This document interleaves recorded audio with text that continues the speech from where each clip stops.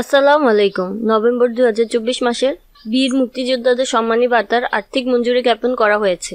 এই নভেম্বর 2024 মাসের জন্য সারা বাংলাদেশে সর্বমোট উপকারভোগীর সংখ্যা 2,54,098 জন।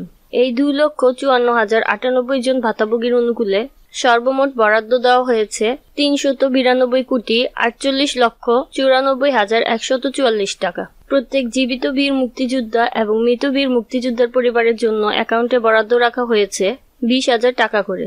চলতি 2024-25 অর্থবছরের বাজেটে বীর মুক্তিযোদ্ধাদের পূর্ণাঙ্গ তথ্য সম্বলিত MIS এর ভিত্তিতে G2P পদ্ধতিতে EFT প্রক্রিয়ার মাধ্যমে নভেম্বর 2024 মাসের আর্থিক মঞ্জুরি জ্ঞাপন করা হয়েছে। সর্বমোট 552টি উপজেলার মধ্যে এই সম্মানী ভাতার অর্থ ছাড়করণ করা হয়। কিছুদিনের মধ্যে আপনাদের প্রত্যেকের অ্যাকাউন্টে সেই টাকাটি চলে আসবে। যখন আসবে এই চ্যানেলের মাধ্যমে সাথে সাথে আমি আপনাদের জানিয়ে দেব।